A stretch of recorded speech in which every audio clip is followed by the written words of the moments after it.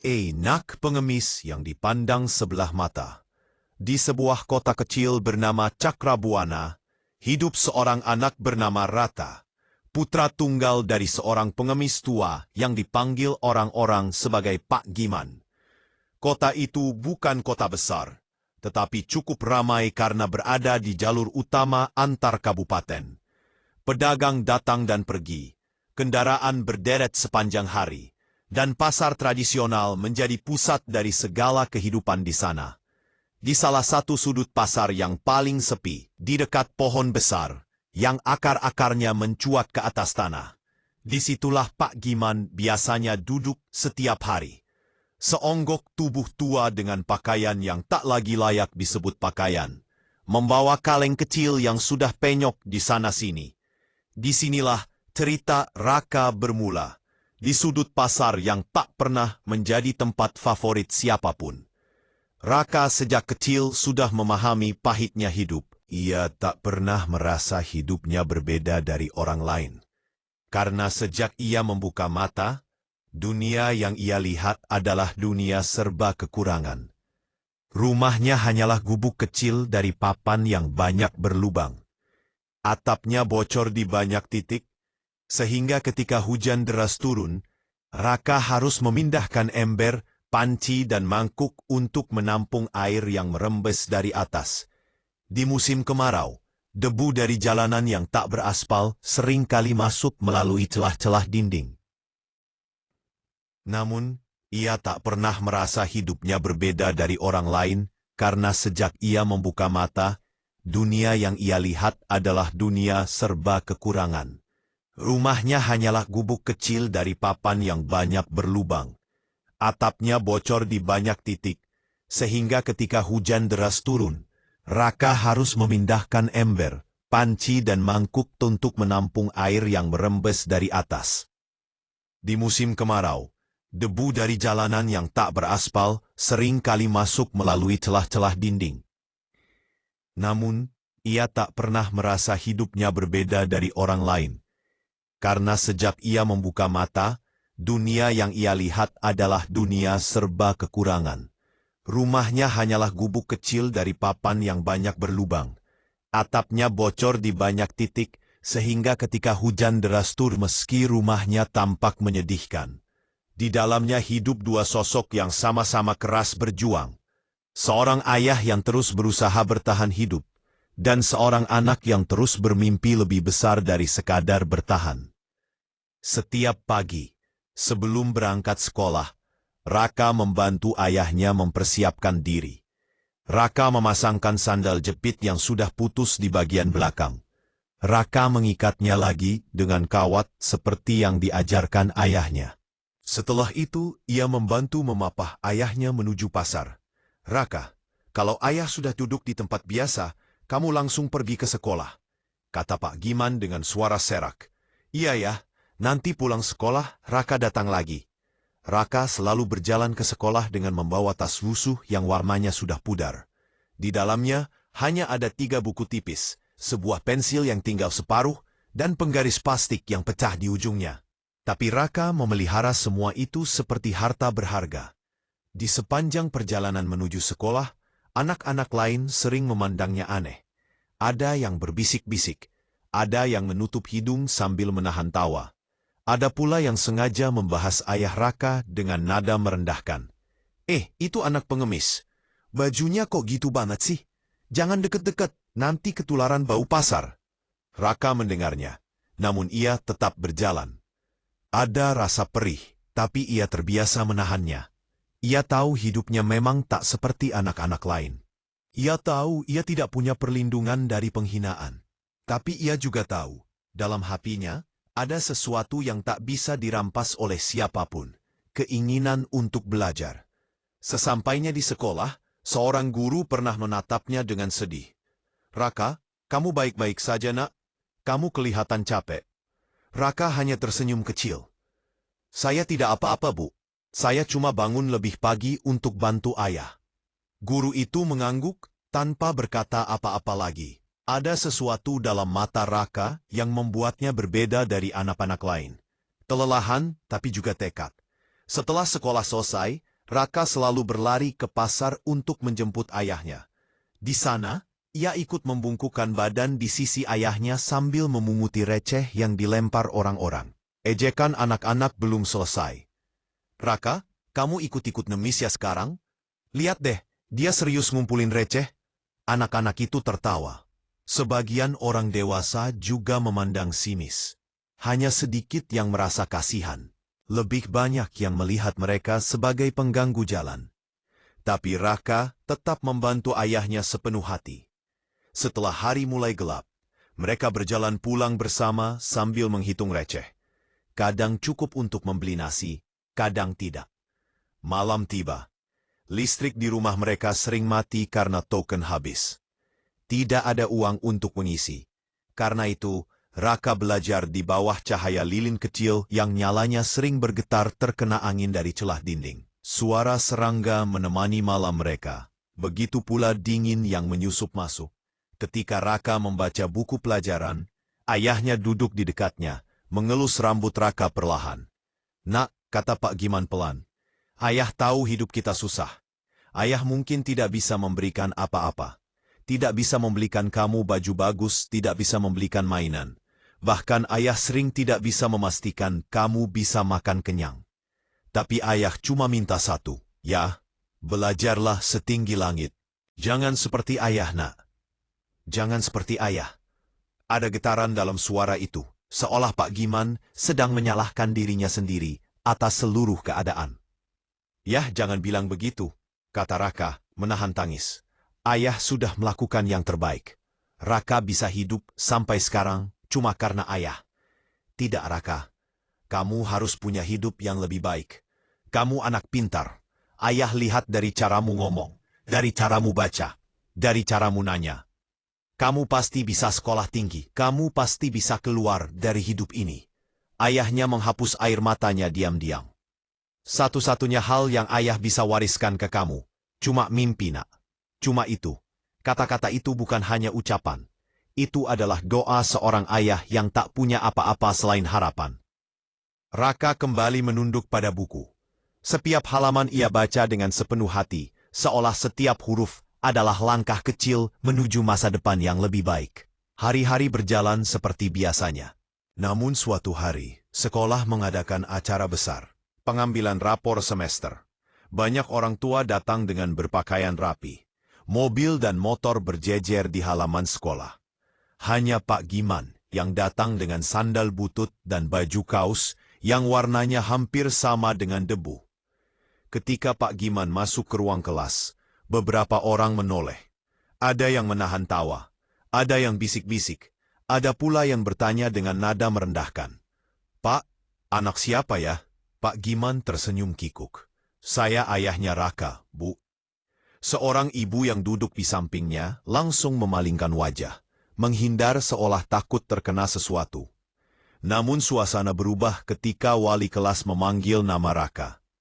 Pemilik nilai tertinggi semester ini, Raka Giman. Ruangan yang tadi riuh mendadak diam. Beberapa orang tua saling memandang.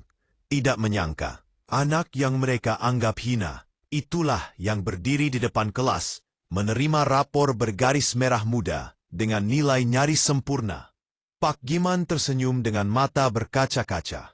Ia berdiri paling belakang, tidak memanggil anaknya, tidak bersorak, hanya menatap dengan bangga. Ketika Raka kembali ke tempat duduk, ayahnya meraih tangannya dan menggenggamnya erat. "Ayah bangga sekali, nak," bisiknya. Raka hanya tersenyum malu. "Raka cuma belajar ya, tapi tidak semua anak bisa sekuat kamu. Namun hidup tidak selalu tentang prestasi. Banyak hari di mana Raka merasa lelah. Banyak malam di mana ia menangis diam-diam karena lapar atau dihina teman-temannya. Ada masa-masa ketika ia mempertanyakan apakah mimpinya terlalu tinggi. Suatu sore, setelah pulang sekolah, Raka menemukan ayahnya roboh di sebelah lapak pasar. Kaleng penyoknya tergeletak, uang recehnya berserakan. "Yah, ayah kenapa?" Pak Giman terbatuk keras. "Ayah cuma pusing. Sedikit saja." Raka memapah ayahnya pulang. Malam itu, mereka tidak makan. Uang receh habis untuk membeli obat warung. Raka duduk di samping ayahnya sambil memegang tangan ayahnya yang dingin. Di saat seperti itulah, pikiran buruk muncul. Bagaimana kalau ayah meninggal? Bagaimana kalau aku sendirian? Bagaimana kalau aku tidak bisa sekolah lagi? Air matanya jatuh satu persatu. Tapi tiba-tiba ayahnya membuka mata dan memanggil pelan. Ayah, iya ya, jangan pernah menyerah. Raka mengangguk dengan tegas. Raka janji. Saat itu ia membuat tekad dalam hati. Ia tidak boleh tetap miskin. Ia tidak boleh terus dihina. Ia harus membuktikan bahwa semua orang salah. Ia harus berubah. Ia harus bangkit. Ia harus belajar setinggi langit, seperti pesan ayahnya yang terus terngiang. Dan sejak malam itu, sebuah babak baru dalam hidup Raka perlahan mulai terbuka. Usia Ratam penuh perjuangan. Waktu berjalan seperti ayunan pendulum yang tidak pernah berhenti. Bagi banyak orang, waktu adalah jalan menuju dewasa. Bagi Raka, waktu adalah ladang perjuangan. Tempat ia menanam mimpi dan memanen kenyataan pahit serta manis yang datang bersamaan. Setelah melewati masa sekolah yang penuh air mata dan kerja keras, akhirnya pintu yang ia impikan terbuka juga. Beasiswa kuliah penuh dari sebuah universitas ternama. Beasiswa itu bukan hanya tiket menuju pendidikan tinggi, tetapi juga tiket keluar dari kehidupan gelap yang dulu membelenggunya bersama ayahnya. Saat menerima surat beasiswa itu, Raka menggenggam kertasnya erat-erat, seolah takut itu hanyalah mimpi yang akan menghilang jika ia berkedip. Ia langsung berlari ke rumah dan memeluk ayahnya sambil menangis. Yah, Raka diterima kuliah, katanya dengan suara bergetar. Semua biaya ditanggung. Pak Giman terdiam lama.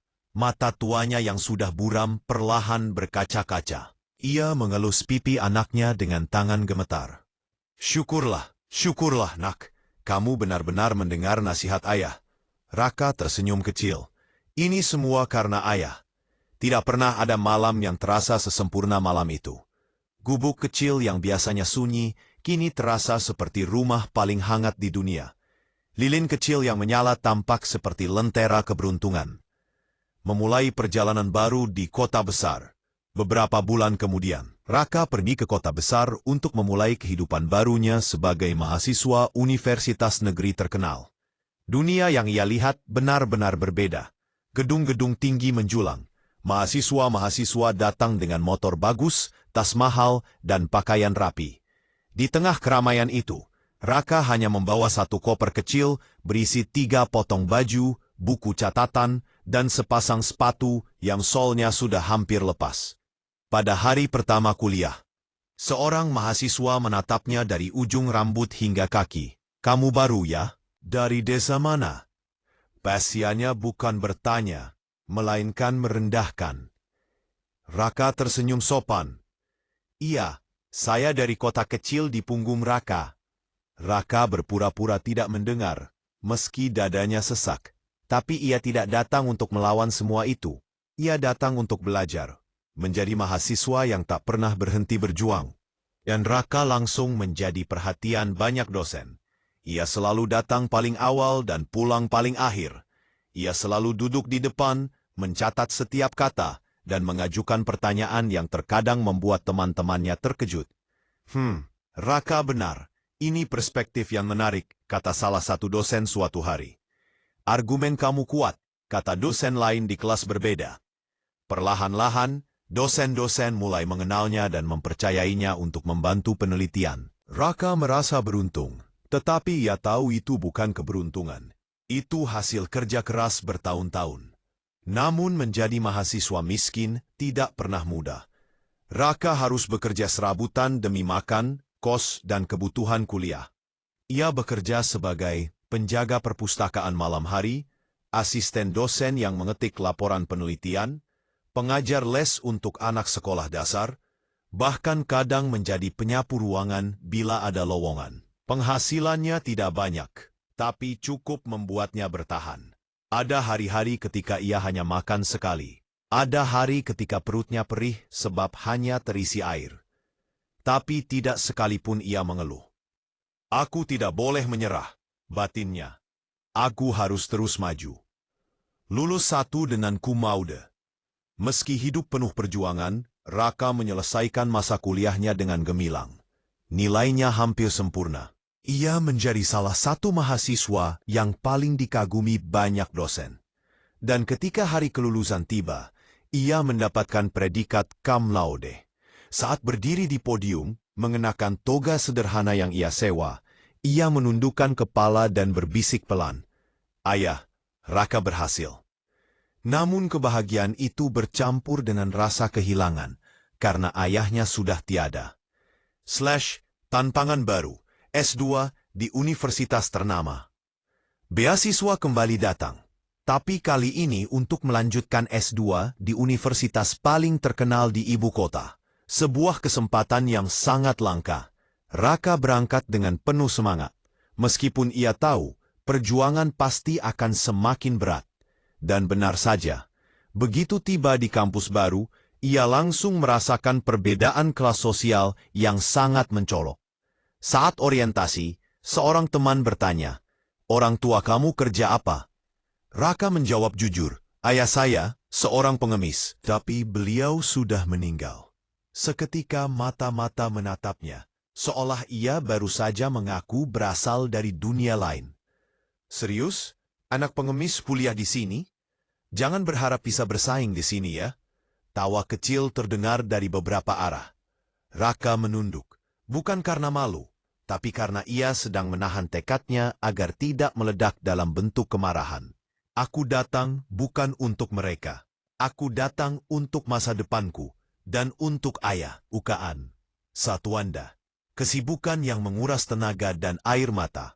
Masa S2 bukan hanya lebih berat, tapi kadang terasa mustahil. Tuntutan kuliah tinggi, tugas penelitian bertumpuk, dan Raka masih harus bekerja untuk hidup. Ia menjadi asisten penelitian untuk 3 dosen sekaligus. Ia mengajar les, mengetik data survei, dan kadang harus pulang dini hari.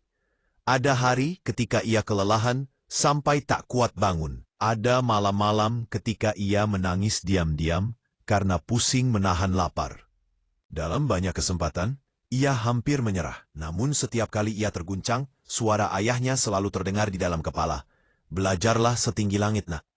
Kalimat itu menjadi jangkar dalam hatinya, menahannya agar tidak tenggelam. Tesis yang menyentuh banyak hati. Penelitian Raka berfokus pada pendidikan sosial dan perubahan masyarakat. Ia menulis dari pengalaman, bukan sekadar teori. Ia turun ke lapangan. Berhari-hari mewawancarai keluarga miskin dan anak putus sekolah.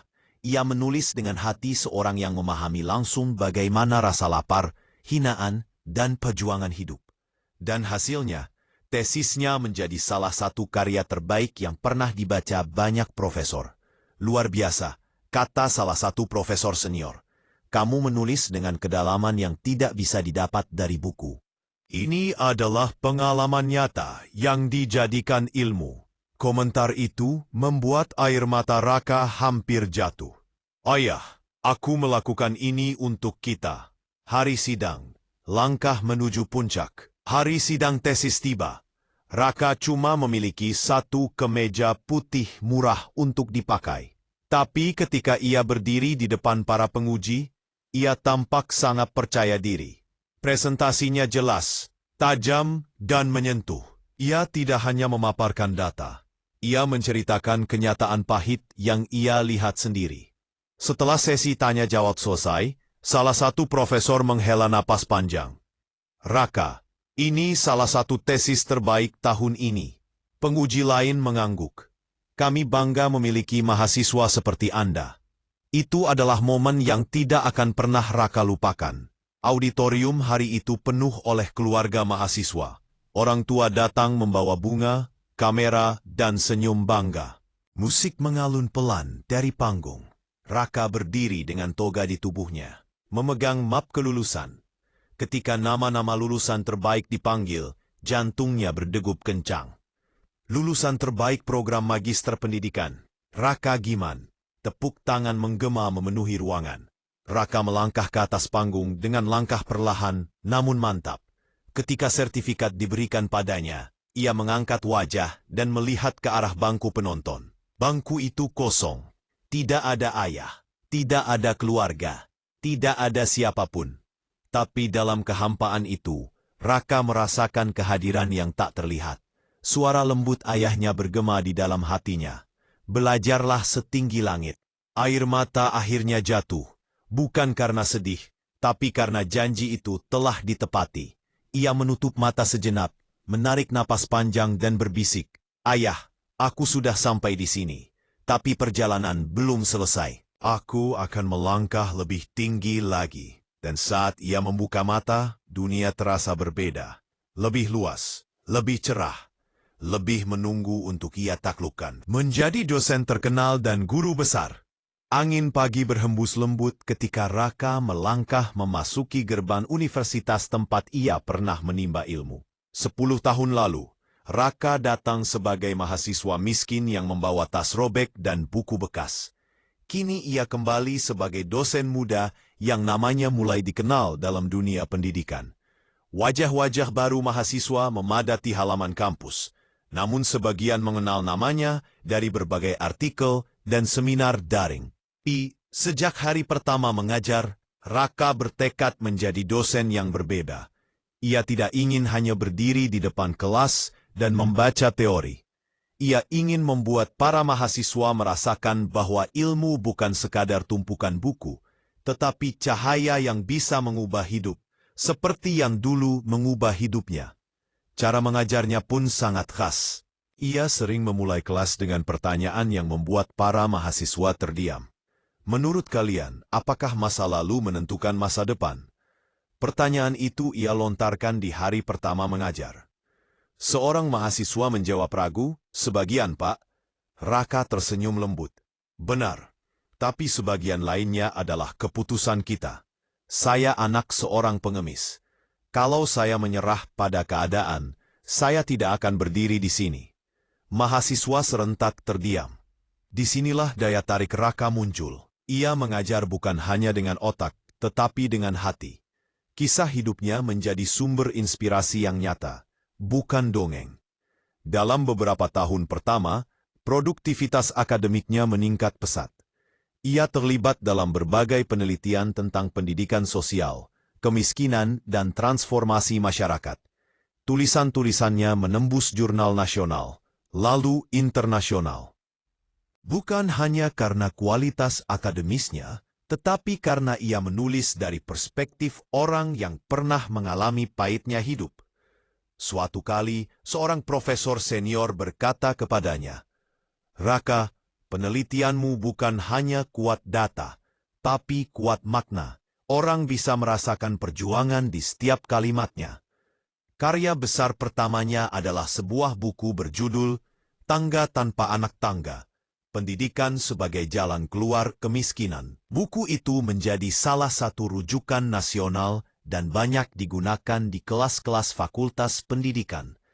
Bahkan beberapa kementerian mengundangnya untuk menjadi pembicara dalam forum diskusi kebijakan publik. Nama Raka perlahan naik daun. Ia tidak pernah mengejar popularitas, namun dedikasi yang tulus membuat orang lain menaruh hormat kepadanya. Saat seminar nasional, ratusan peserta memenuhi auditorium hanya untuk mendengarnya berbicara. Bagaimana cara anak dari latar belakang miskin bertahan di dunia pendidikan tinggi? Bagaimana memutus rantai kemiskinan melalui sistem belajar yang inklusif? Pertanyaan-pertanyaan itu selalu menjadi topik yang ia jawab dengan penuh empati dan keahlian. Pas waktu berlalu, gelar demi gelar akademik, penelitian, dan kontribusi publik membuat namanya semakin kuat. Hingga akhirnya pada suatu sore, ia menerima surat sakral yang hanya diterima oleh sedikit orang. Pengusulan jabatan akademik, guru besar. Tangannya bergetar saat membuka surat itu. Ia membacanya berulang kali. Pikirannya melayang pada masa kecil, ketika ia duduk di samping ayahnya di pasar, memegang kaleng kecil berisi receh. Ia sama sekali tidak pernah membayangkan akan mencapai titik ini. Pengangkatan sebagai guru besar bukan sekadar jabatan. Itu adalah simbol perjalanan panjang, dari anak seorang pengemis, dari rumah yang hanya diterangi lilin, dari ejekan dan penolakan, hingga akhirnya berdiri sebagai tokoh akademik yang disegani. Hari pelantikan pun tiba. Auditorium universitas dipenuhi undangan penting. Rektor, profesor senior, pejabat pemerintah, mahasiswa, dan kolega dari berbagai kampus. Semua kursi terisi penuh. Kamera media berdiri di sudut ruangan. Raka mengenakan toga kebesarannya. Toga hitam dengan hiasan emas yang berkilau itu sangat berbeda jauh dari pakaian lusuh yang dulu ia pakai saat kecil. Namun ia menyadari satu hal, dirinya tetap sama. Ia hanya seorang anak yang ingin menepati janji pada ayahnya. Ketika namanya dipanggil maju, tepuk tangan panjang menggema. Lampu auditorium terpuju padanya. Raka berdiri di podium, menarik napas panjang. Assalamualaikum warahmatullahi wabarakatuh. Suara Raka bergetar, bukan karena gugup, tetapi karena penuh emosi. Bapak, Ibu, dan para hadirin, hari ini bukan sekadar pencapaian akademik bagi saya. Ini adalah perjalanan hidup. Ia berhenti sejenak, menahan air mata yang hampir jatuh. Saya hanyalah anak seorang pengemis. Setiap hari saya duduk di pasar, membantu ayah saya meminta belas kasihan orang-orang.